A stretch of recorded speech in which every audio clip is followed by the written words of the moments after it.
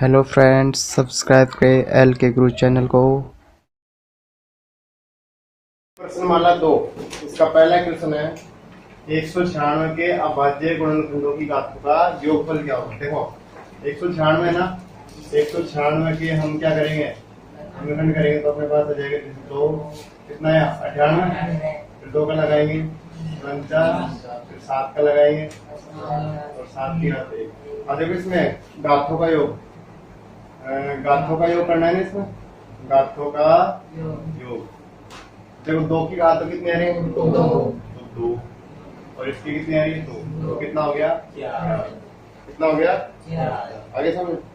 Second इसका HCF पूछ रही थी, m बराबर, देखो m बराबर आपके पास है t गुणा q की पावर 3 और n बराबर आपके पास 3 की पावर 3 गुणा q स्क्वायर। देखो एचसीएफ इसका होगा, उपनिष्ठ ये भी है तो इसकी छोटी घात है ना, ये भी उपनिष्ठ है, इसकी छोटी घात क्या है, तो ये ठीक है। नेक्स्ट 95 152 कैसे कैसे में निकाल दो, ऐसे भाग विधि से निकाल दो, ऐसे कैसे देखो, ऐसे भाग विधि से निकाल दो।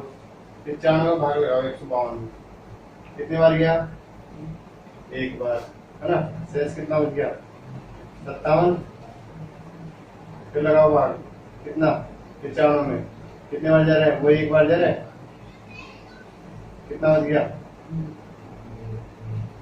48, फिर कितने बार जा रहा है, फिर एक बार जा रहा है 48 आ गया, कितना बचा 9 बच गया, कितना आएगा 38 आएगा, चलो यहाँ पर 38 और इधर कितना बच गया 19 दूनी, तो इसका जो ऐसे आएगा वो कितना जाएगा, इसका ऐसे आ जाएगा 19। ठीक है, भाग विधि से करो तो भाग विधि से कर लो, मैं वैसे करना चाहूँ तो वैसे कर लो, अभाज्य गुणनखंड विधि से सिंपल हो जाएगा। ठीक है, अभाज्य गुणनखंड विधि से करोगे तो कैसे हो जाएगा, 95 में 5 का भाग जाएगा, 95, फिर 19 में लगाओ, और 152 में 2 का भाग लगाएंगे, कितने बार गया 76 बार, फिर 2 का लगाओ 38, फिर 2 का लगाओ 19, फिर 19 का लगाएंगे। अगर देखो दोनों में क्या रहा है, उपनिष्ठ आ रहा है, आ रहा नहीं आ रहा, तो इससे कर सकते हो, दोनों तरीके से कर सकते हो। ठीक है, दो संख्याओं का गुणनफल, यानी सूत्र है ना, दो संख्याओं का गुणनफल, पहली संख्या गुणा दूसरी बराबर एचसीएफ गुणा एलसीएम। तो दो संख्याओं का गुणनफल कितना दे रखा, 1080, इसमें एचसीएफ आपके पास दे रखा 30, एलसीएम ज्ञात करवा रहे हैं। तो देखो भाग लगा दो, इधर ही लगा दो या फिर बटे में 0 से 0 कट गया ना, तो इसका एलसीएम आ जाएगा 3 3 9 और 3 30, कितना आ जाएगा, आ गया समझ में। इसका लास्ट क्वेश्चन 5वां, इसका बोल रहा है दशमलव प्रसार, क्या पूछ रहा है, दशमलव प्रसार, और से देखने से ऐसा लग रहा है कि इसका दशमलव प्रसार क्या है, अशांत है ना, अशांत है ना, गुणनखंड की वजह से तो ऐसे लग रहा है इसमें, लेकिन नहीं ऐसा है अशांत। कैसे देखो 441 है ना, कितना 441, देखो 7 से कट रहा है, यानी इसको अगर मैं काटूं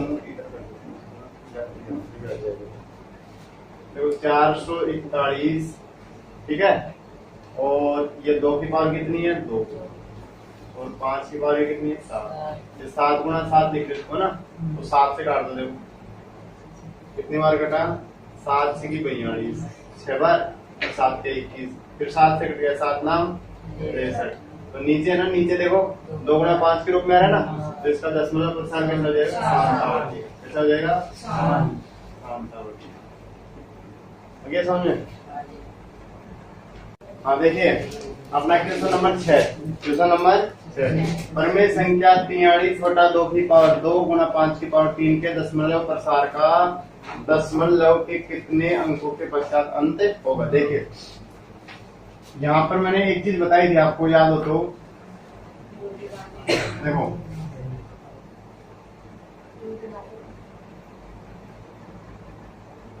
2 की घात 2, इधर 5 की घात कितनी है 3, मतलब एक घात कम पड़ रही है ना, किसकी 2 की। ठीक है, तो यहाँ पर अपने पास मान आ गया, देखो तीन तीन घात होंगे ना दोनों की, दो ऐसे लिख दो डायरेक्ट है 10 की घात 3 लिख सकते हैं ना, 10 की घात 3 तो दशमलव 3 अंकों के बाद में लगेगा ना, देखो ऐसे 3 0 1 0 2 0 2 0 ये तो कितने अंकों के पश्चात अंतर है 3 अंकों के, समझ आ गया, ये समझ में आया ना सभी को, 3 अंकों के पश्चात। अच्छा इसमें देखो सबसे न्यूनतम संख्या जिसे √27 को गुणा करने पर एक प्राकृत संख्या प्राप्त होती है, √27 मतलब आपके ऑप्शन में देखा है ना, क्या क्या देखा है ऑप्शन में, इससे एम में कितना देखा है 3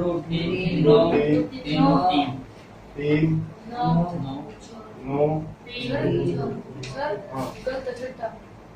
ऊपर दो आएंगे ना, ऊपर दो आएंगे ना, ऊपर 2 आएंगे, सॉरी यहाँ पर कितना है ऊपर 2 तो इसमें वो नहीं पूछेगा आपको दशमलव, इसमें ये पूछेगा कितने अंकों के पश्चात होगा, तो इसको 2 से ओपन कर दो, ये 6 से जाएगा, ये बात बस, ये ऐसे नहीं पूछा कि इसका दशमलव प्रसार निकालो, केवल आपसे ये पूछा है कि दशमलव के कितने अंकों के पश्चात अंत होगा, तो दशमलव 3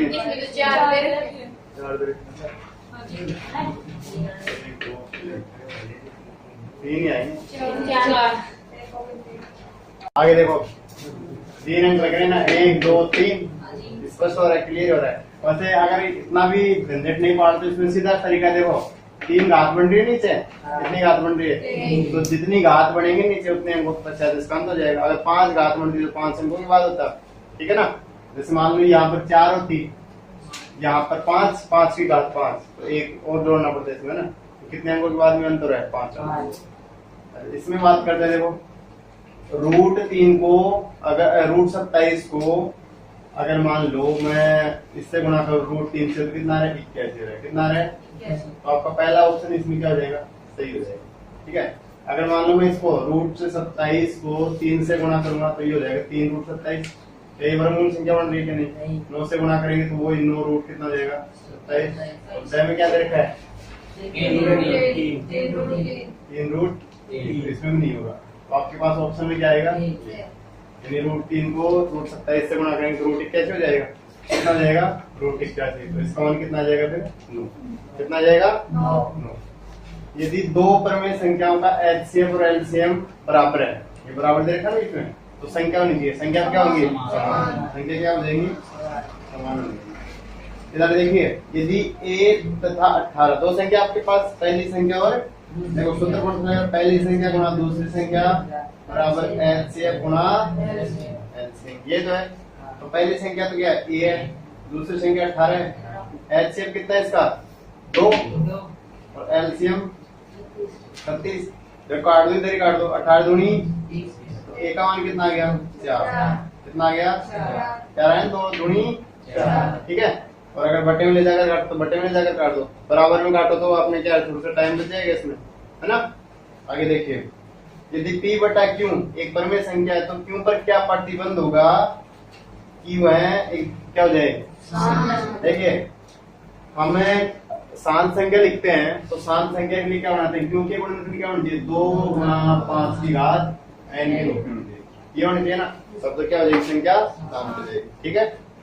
देखिए अपन ने क्या किया है कि जो 10वां क्वेश्चन था ना उसको दिया छोड़ 11 कर लिया ना, तो जो 10वां था वो 11 हो गया। आप देखिए 10वां क्वेश्चन था ना, 10वां क्या है,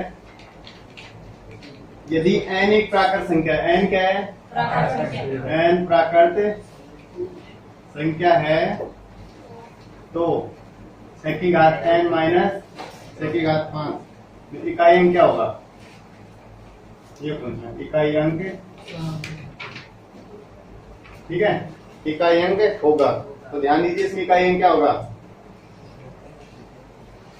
ये जो संख्या दे रखी है अपने को 6 की घात n माइनस 5 की घात n, ठीक है, तो इसमें इकाई अंक हो जाएगा आपका a, यानी 6n में से 5n में कितना हो जाएगा, कितना जाएगा ठीक है। अगर n कॉमन ले लो इसमें घात तो 6 में से कितना गया 5, कितना हो गया क्या आएगा, आगे समझ में। क्वेश्चन नंबर 12 है 2√45 और 3√20 और बटे में 2√5 एक परमेय संख्या है या अपरमेय संख्या, ये पूछता है इसमें। तो देखिए किस तरीके से हल करेंगे इसको, 2 रूट देखिए अगर रूट को हल नहीं करना आता है तो आप क्या करोगे, इससे भाज्य गुणा करने, और अगर करना है तो देखो 9 पंजू 45, 9 गुणा 5 लिख सकते हैं ना। अगर नहीं करना है देखो ऐसे कर लो, फिर 3 का भाग जाएगा कितना आया 15, फिर 3 का जाएगा कितना आया 5, और रूट के अंदर फिर संख्या आ जाएंगे आपके पास 3 गुणा 5। ठीक है ना, कोई बात पड़ रही है, ऐसे कर लो आप प्लीज, अच्छा लगेगा। प्लस 3 रूट 4 गुणा 5 बट्टे में 2 रूट। अब देखिए ध्यान दीजिए, ये वर्गमूल संख्या है 9, तो इसका वर्ग कितना हो जाएगा, ये वर्ग संख्या है तो इसका वर्गमूल हो जाएगा कितना 3, तो 2 गुणा 3 और रूट 5, ऐसे कैसे आ जाएगा क्वेश्चन के अंदर, आ गया ना। अच्छा इधर 3 गुणा 2, 4 का कितना होता है 2 और root 5, 2 root 6 root 5 plus 6 root बटे में 2 रूट। ठीक है, अब समझे, देखो 6 से 12, 12 रूट और ये 2 रूट, रूट से रूट, तो इसका मान है 12 बटा 6 क्या है परमेशन, क्या है ये हो जाएगी परमेशन, क्या हो जाएगी आगे समझे। क्वेश्चन नंबर 13 है, दर्शाइए कि कोई भी धनात्मक पूर्णांक 4q प्लस 1 4q प्लस 3 के रूप का होता है। क्वेश्चन काफी ज्ञान, देखो इसमें दर्शाना क्या है,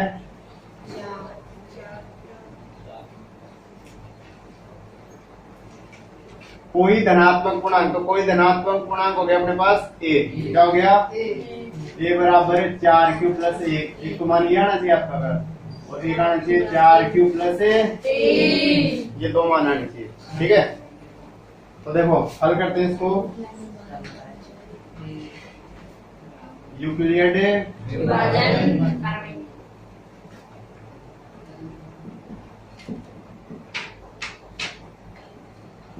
यूक्लिड विभाजन प्रमेय से, तो देखिए a बराबर b प्लस r, b बड़ा होता है किससे b का मान कितना है 4, r का मान 0।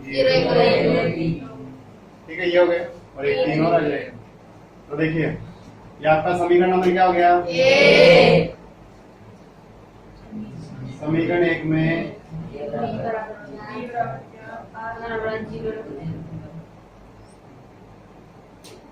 तो देखो a बराबर 4q प्लस 0, a बराबर आपके पास समीकरण नंबर हो जाएगा 2।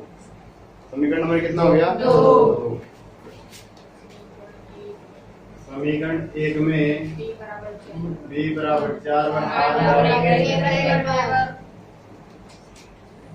ये हो जाएगा a बराबर 4q प्लस 1, समीकरण नंबर कितना हो गया, समीकरण नंबर 3। समीकरण 1 में b बराबर 4 व r बराबर 2 रखने पर a बराबर 4q प्लस 2, समीकरण नंबर कितना हो गया 4 हो गया। रखते जाएंगे ना अभी तक, जब तक ये 3 नहीं आ जाए ना। समीकरण 1 में b बराबर 4 व r बराबर 3, a बराबर जाएगा 4q प्लस 3, ये आपका समीकरण बन गया 5। अब देखिए 4q प्लस 1 ये किस में आ रहा है, समीकरण 3, समीकरण 3 व समीकरण 5 से स्पष्ट होता है कि यहाँ से कोई भी धनात्मक पूर्णांक 4q प्लस 4q प्लस 1 या 4q प्लस 3 के रूप का होता है। ठीक है, देखिए सिद्ध कीजिए कि 2 क्रमागत धनात्मक पूर्णांकों का गुणनफल 2 से भाज्य, मतलब उसमें 2 का भाग जाना चाहिए। किसका भाग जाना चाहिए, देखिए आंसर इसका, माना पहला पूर्णांक हमने मान लिया x, क्या मान लिया क्रमागत, कैलकुलेशन किया हमने इसमें। ठीक है, और इसका दूसरा पूर्णांक ये क्या हो जाएगा x प्लस ए। ये ध्यान दीजिए, यहाँ पर क्रमागत धनात्मक पूर्णांक पूछ रहा है, विषम या सम नहीं पूछ रहा है। विषम या सम पूछेगा ना तो उसमें अलग अलग आएंगे फिर, है ना। अगर मान लो कि यहाँ पर विषम धनात्मक पूर्णांक पूछता है तो ये हो जाएगा, पहला तो एक यहाँ पर हो जाएगा x हो जाएगा और दूसरा हो जाएगा x प्लस 2। कितना हो जाएगा x प्लस 2। और सम में पहला ये हो जाएगा x प्लस 1 और अगला हो जाएगा x प्लस 3। ठीक है। अब देखो प्रश्न में क्या कह रहा है कि सिद्ध कीजिए कि दो क्रमागत धनात्मक पूर्णांकों का गुणनफल, गुणनफल मतलब गुणा, दोनों पूर्णांक अपने पास है, इनका गुणनफल 2 से भाज्य है। तो सबसे पहले प्रश्न अनुसार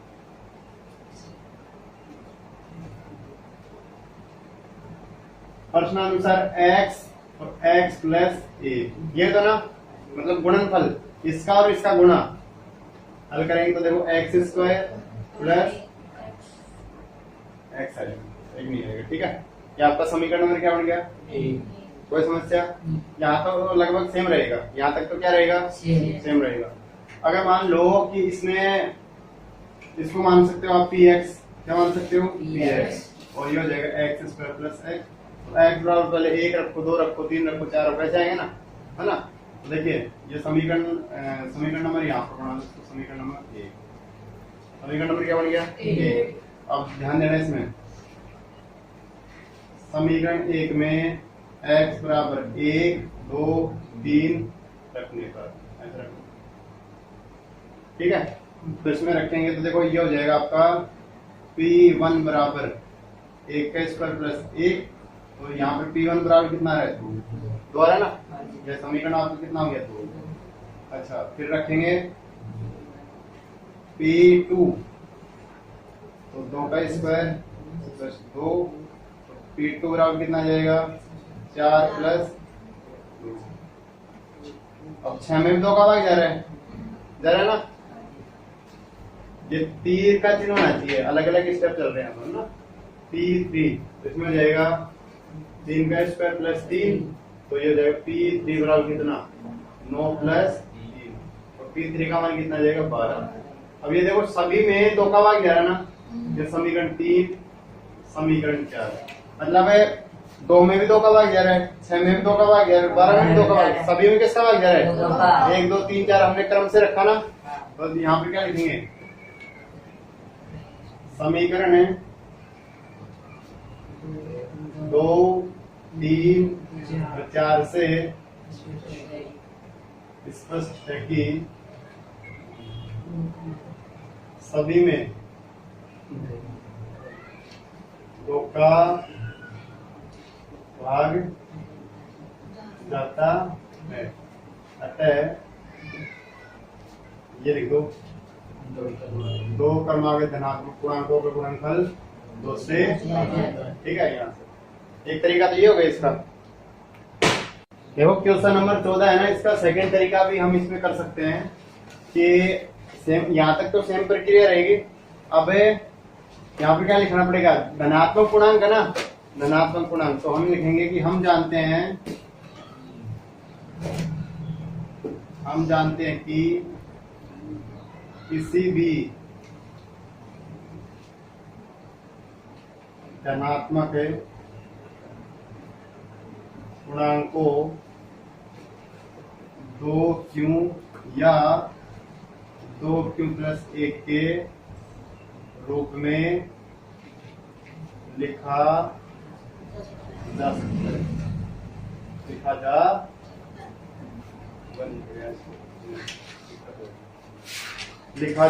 सकता है। ठीक है, अब अपने पास देखो x बराबर 1 मान तो आ गया 2q और एक आ गया x बराबर 2q प्लस 1, ये 2 मान आ गए। तो देखिए समीकरण 1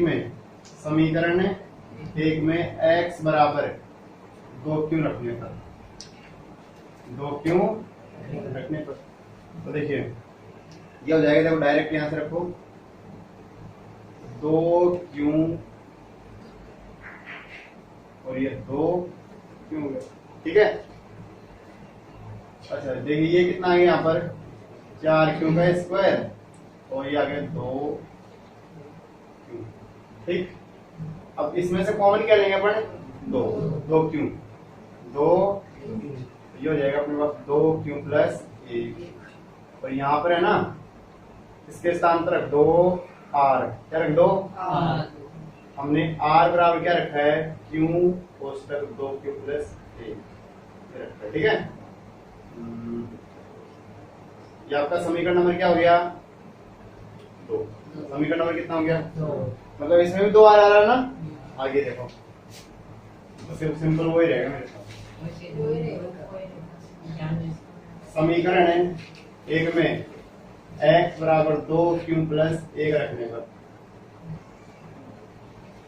2q प्लस 1, तो यहाँ पे देखिए 2q प्लस 1 का whole square plus 2q plus 1 हो गया, है ना। तो देखिए सर्व समीकरण 4q का square plus 1 plus 4q plus 2q plus 1, यहाँ तक तो सर्व समीकरण खुल गया। तो आगे इसका मान दे रखा नहीं है, तो देखिए क्या आ जाएगा? 4q का स्क्वायर प्लस 6q प्लस में कितना आ गया? 2। एक रे कितना हो गया? 2। अच्छा इसमें से कॉमन क्या आ रहा है बताओ? कॉमन कितना आ रहा है? 2। कितना आ रहा है? 2 आ रहा है ना। तो देखो यहाँ पर क्या जाएगा, 2 को बाहर ले लो, ये हो जाएगा 2q का स्क्वायर प्लस 3q प्लस 1, और यहाँ पर भी क्या लगा दो? 2r लगा दो। क्या लगा देंगे? ये समीकरण नंबर कितना हो गया आपका? ये हो जाएगा r बराबर हमने रखा है 2q का स्क्वायर प्लस 3q प्लस 1। अब समीकरण 2 और 3 में क्या आ रहा है? दोनों में 2 2 आ रहा है ना, मतलब इसका उपनिष्ठ गुणनखंड कितना आ रहा है? 2। तो इसका मतलब हो गया कि ये 2 से भाज्य है। ठीक है, 15 क्वेश्चन में बड़ी से बड़ी संख्या ज्ञात करो जिसे 2053 और 967 को विभाजित करने पर शेषफल क्या बच रहा है? 5। और देखो प्रश्न अनुसार ऐसे क्वेश्चन किए भी हम, चूंकि 2053 माइनस 5 और 967 माइनस 7, तो देखो इधर तो कितना बच गया? 2048 और इधर बच गया 900। और बड़ी से बड़ी संख्या में क्या बोलता है? मैं से। क्या बोलता है? मैं से यानी महान, और महान आदमी कौन होता है? जो बड़ा होता है। ठीक है, तो देखिए 2048 में भाग लगाओ 960 का, है ना। अगर ऐसे नहीं आता तो आप भाज्य गुणनखंड विधि से कर सकते हैं, इसको कर सकते हैं ना भाज्य गुणनखंड विधि से। बताओ कौन सी करोगे? इससे कर लो।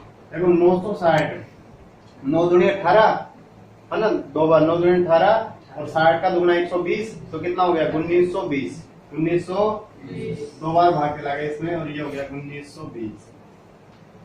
अपने पास शेष बच गया 8 2 और 1 128 बच गया। कितनी बार जा रहा है? 12 × 96, तो 7 बार जाएगा, क्योंकि 8 भी तो है ना इसके साथ, तो 7 बार इसमें भाग लगाएंगे। देखो 7 तो 8 56 5 और 7 दूनी 14 19 1 896, कितना आ गया? 896। शेष कितना बच गया इसका? 6 4 और इधर 15 में से 9 गया 6, ये बता ना कितना? 2 बार। तो ऐसे इसका कितना आ गया? 64। वह बड़ी से बड़ी संख्या क्या हो जाएगी? 64। क्या हो जाएगी? 64। क्वेश्चन नंबर 16, व्याख्या कीजिए कि 7 गुना 11 गुना 13 प्लस 13 और 7 गुना 6 गुना 5 गुना 4 गुना 3 गुना 2 गुना 1 प्लस 5 भाज्य संख्या क्यों? अब आपको मालूम होना चाहिए कि जो भाज्य संख्या होती है ना, उसके गुणनखंड 2 या 2 से अधिक होते हैं ना। 2 भी हो सकते हैं, 1 भी हो सकता है, 1 तो अभाज्य संख्या होता है ना, तो 2 या 2 से अधिक गुणनखंड हो सकते हैं, या फिर दूसरी संख्याओं का भाग भी जा सकता है ना। तो अब इसमें क्या करेंगे? देखो यहां से लेकर यहां तक तो एक पद बन गया अपने पास, बन गया ना एक पद। मतलब पद कब बनता है? प्लस माइनस से बनता है। किससे बनता है? प्लस माइनस से। तो इस समीकरण में देखो प्लस का आप रहा है, यहाँ पर आ रहा है, तो इसमें कितने पद हो गए? 2। कितने पद हो गए? 2। अगर मालूम है 6 प्लस 5 प्लस 4, बताओ कितने पद है इसमें? 3 1 2 3, मतलब बीच में 2 बार प्लस आ रहा है ना। अच्छा इसमें से बताओ कॉमन क्या आ रहा है? 13। 13 मैंने इसमें से कॉमन 7 गुना 11 गुना 1 और यहाँ पर जाएगा प्लस का 1 आ जाएगा। ठीक है, 11 7 77 और प्लस 1 तो 13 गुणा 78, 13 गुणा। अब यहां से भी लिख सकते हो आप, इसको 2 से अधिक गुणनखंड हो रहे हैं ना, ये तो ये हो गया। अगर गुणा करो तो गुणा करके लिख दो, क्योंकि देखो ये गुणनखंड तो ये हो गया। अगर हम 78 के गुणनखंड करेंगे ना तो 13 को आ गया एक बार, 13 से 78 फिर आए 6, फिर इसके गुणनखंड करेंगे 2 और 3, ऐसे आ रहे हैं ना गुणनखंड। तो 2 या 2 से क्या आ रहे हैं, अधिक गुणनखंड आ रहे हैं, क्या आ रहे हैं, अधिक गुणनखंड। इसमें देखो कौन क्या आ रहा है, 5, 7 गुणा 6 गुणा 1 गुणा 4 गुणा 3 गुणा 2 गुणा 1 प्लस 1। तो देखिए 42, ये तो कितना हो गया 42, और ये कितना हो गया 42 और 12 24, है ना। 42 को 24 से गुणा करेंगे कितना आएगा 8 और 16 26 2 1008, 1008 प्लस 1 तो 5 गुणा 1000।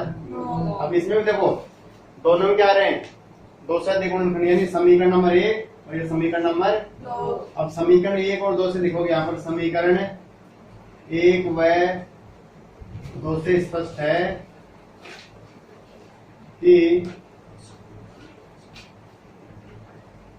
संख्याओं के गुणनखंड 2 या 2 से अधिक है, 2 या 2 से, अतः यह भाज्य संख्या, यह ठीक है। क्वेश्चन नंबर 17, यदि दो संख्या 306 657 का, देखो अभी कई क्वेश्चन कर रहे हैं इसमें, तो इसका आंसर हो जाएगा पहली संख्या गुणा दूसरी संख्या बराबर एचसीएफ गुणा एचसीएफ। ये आ गया ना, इंपोर्टेंट क्वेश्चन है परीक्षा की दृष्टि से। 306 गुणा 600, एचसीएफ कितना 9 और एलसीएम इसमें ज्ञात करना है ना। अब देख क्या करेंगे, इसको बट्टे में ले जाओ, एलसीएम बराबर 306 गुणा 657, ठीक है। अब देखो गुणा नहीं करना है, पहले काटना है पहले, ठीक है। अब कौन सी संख्या कट रही है 9 से, 9 या 27 ये कट जाएगी, कट जाएगी ना, 9 या 27, 3 हो गया 9 34 29 बात है ना। तो एलसीएम इसका कितना आएगा, इसको गुणा करके लिखोगे तो यहाँ से क्या आ जाएगा, इसका एलसीएम कितना आ रहा है 22 23 8 22 33 ये आ जाएगा, ठीक है। 33 33 22 33 8, हाँ 22 33 8, ये आ जाएगा, ठीक है। तो इसका एलसीएम क्वेश्चन नंबर 18, एक आयताकार बरामदा 18 मीटर और 72 सेंटीमीटर लंबा है, मतलब जो इकाई है वो समान नहीं है। 18 मीटर में कितने सेंटीमीटर होते हैं, 1800, यानी 1 मीटर में 100 सेंटीमीटर होते हैं। कितने होते हैं 100। 18 में कितना हो जाएंगे 1800, इन दोनों को जोड़ेंगे तो ये हो जाएगा 1872, कितना हो जाएगा 13 मीटर और 20 सेमी चौड़ा, तो इसको बदल लेंगे। अब देखिए एक मिनट समझो, लंबाई यानी जो लंबा है नहीं है वो है 18 मीटर और 72 सेंटीमीटर। तो इसको देखो चेंज करेंगे तो 18 में कितना हो जाएगा 1800 प्लस 72, ये हो जाएगा 1872 सेंटीमीटर, ठीक है। दोनों सेंटीमीटर चेंज हो गए, ऐसा यानी चौड़ाई देखिए 13 मीटर 13 मीटर और 20 सेंटीमीटर, तो इसमें कितना हो जाएगा 1300 प्लस 1320 सेंटीमीटर। अब क्या करेंगे, इनका गुणनखंड करेंगे, क्या करेंगे देखिए 1872, 2 का भाग लगाएंगे 900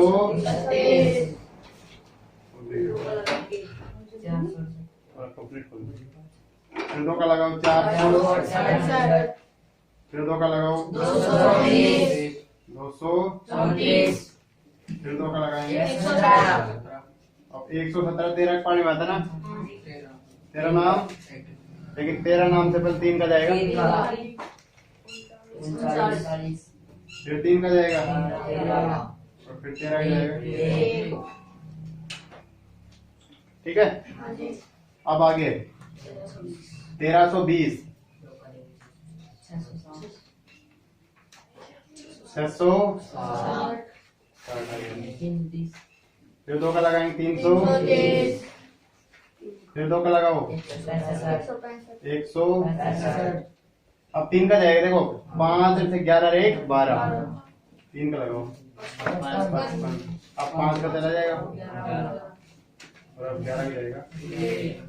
ठीक है, अब देखो सबसे पहले तो हम इसका क्या निकालेंगे, एचसीएफ। क्या निकालना है, एचसीएफ। ठीक है, एचसीएफ निकलेगा इसका, और एचसीएफ की आवश्यकता है, इसमें एलसीएम की कोई आवश्यकता नहीं है, और एलसीएम निकाल तो एलसीएम भी आ जाएगा, दोनों को गुणा कर दो बस, है ना। दोनों निकाल रखे क्या, देखो 1872 है ना, 1 2 3 4, 2 की घात 4 और 3 की घात 2 और 1320, 2 की घात,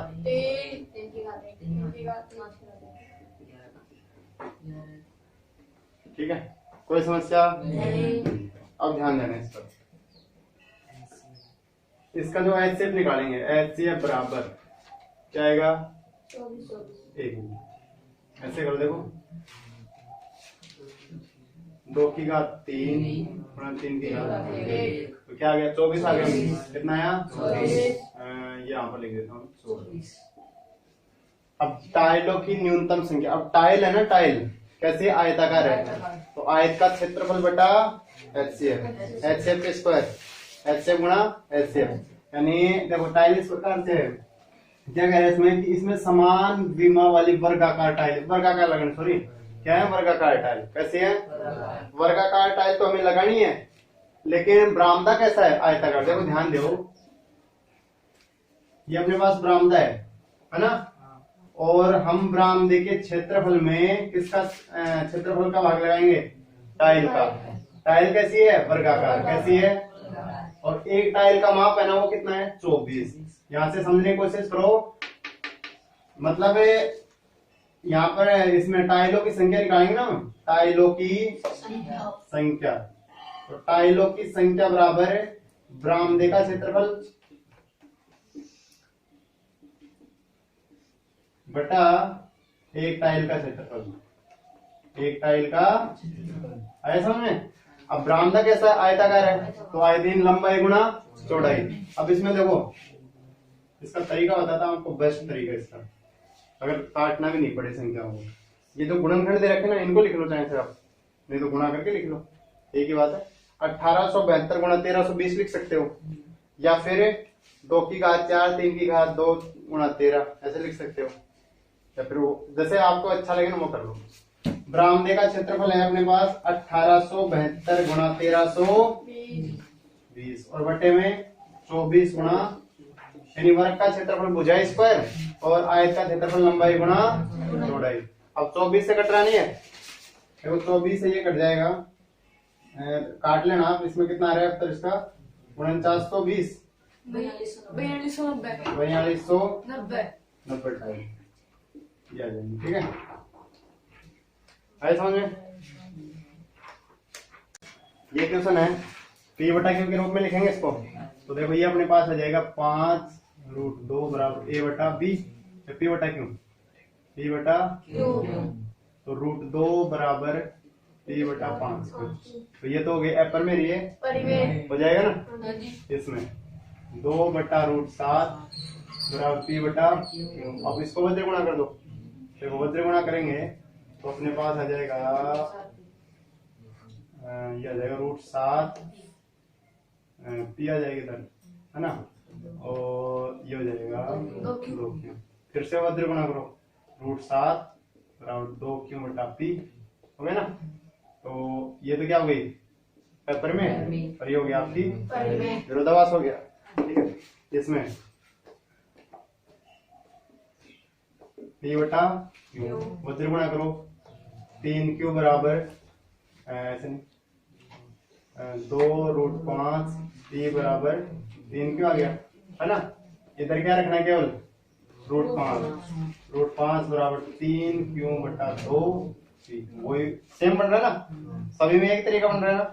ये क्या हो गई एप्पल में, ये हो जाएगा इधर 4 प्लस √2 बराबर p बटा q।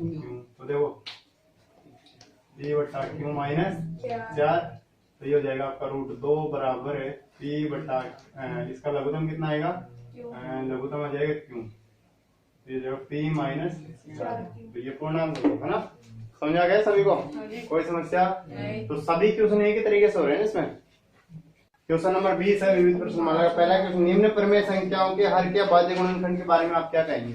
मतलब जो हर संख्या आएगी ना इनके, हर मतलब बट्टे वाली, हर अंश बटा हर, तो वो अब देखो इसके हर के गुणनखंड क्या आएंगे, सिंपल सा ये, तो इसका दशमलव उठाएंगे तो देखो 1 2 3 4 5 जीरो लग गई, तो इसके गुणनखंड आ जाएंगे ये हो जाएगा 1 2 3 4 5, 2 की पावर कितनी हो जाएगी 5 जीरो ना, और 5 की पावर कितनी हो जाएगी 5, तो ये इससे आगे समझे इजी। अब ये देखो दूसरा क्वेश्चन दे रखा अपने पास 43 पॉइंट, मतलब इन अंकों की आवृत्ति बार बार हो रही है ना। जब भी हमें हर के गुणनखंड लिखने की कोशिश करेंगे तो ये अंक बार बार आएंगे, क्या आएंगे बार बार। तो नीचे वाली संख्या के कोई गुणनखंड नहीं बन सकते। जैसे देखो अगर मान लो कि ये 23 के ऊपर भार होता है, ये ऐसे होती संख्या 4.23 है ना, तो हम जब इसको लिखने की कोशिश करते हैं ना तो ये 23 बार बार इसकी आवृत्ति होती है बार बार। तो यहाँ पर क्या हो रही है, बार बार आवृत्ति हो रही है इन अंकों की, मतलब इन अंकों के ऊपर भार है, तो इसका मतलब ये है कि इन अंकों की आवृत्ति लगातार हो रही है, क्या हो रही है लगातार। तो हम इसके जो गुणनखंड है ना, वो गुणनखंड 2 गुणा 5 के रूप में नहीं लिख सकते। क्या नहीं लिख सकते, तो इसके यहाँ पर क्या लिखेंगे, अतः अंकों की आवृत्ति बार बार होती है ना। अतः इसका दशमलव प्रसार